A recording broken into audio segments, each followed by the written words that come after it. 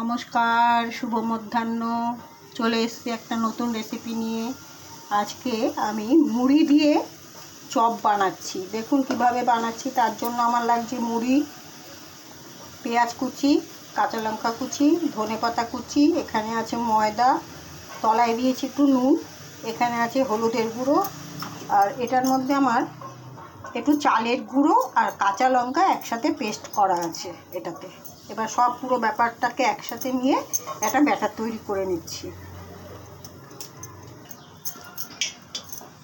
এই তেলটা আমার গরম হয়ে গেছে। এবার আমি এই পকোড়াগুলো তৈরি করে নিচ্ছি। দেখুন পুরো ভালো করে ব্যাটারটা তৈরি করে মিশিয়ে নেবেন।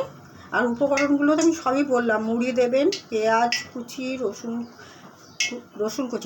পেঁয়াজ কুচি, আর কাঁচা লঙ্কা কুচি, ধনেপাতা, আর আমি একটুখানি দিয়েছি চালের গুঁড়ি। এবার আমি এগুলোকে ভাজছি।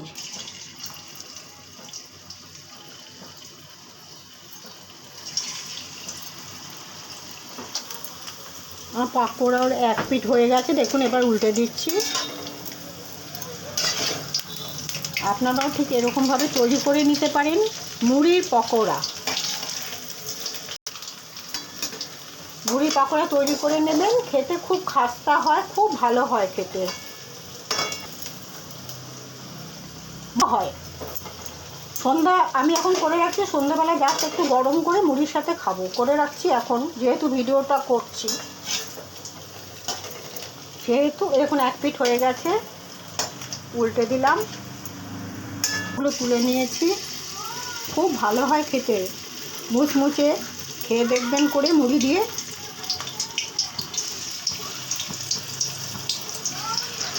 স্টার্ট।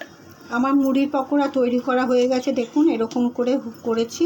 এর উপরে একটুখানি গোলমরিচ ছড়িয়ে দেবো যখন খাবো। আপনারাও করে নেবেন সন্ধ্যাবেলা, খুব সহজে হয়ে যায়। একটু এতটা পরিমাণ এসে দেবেন, মুড়ি দেবেন, মুড়িটাই প্রধান, আর পেঁয়াজ অল্প দেবেন। কাঁচা লঙ্কা কুচি, পেঁয়াজ কুচি,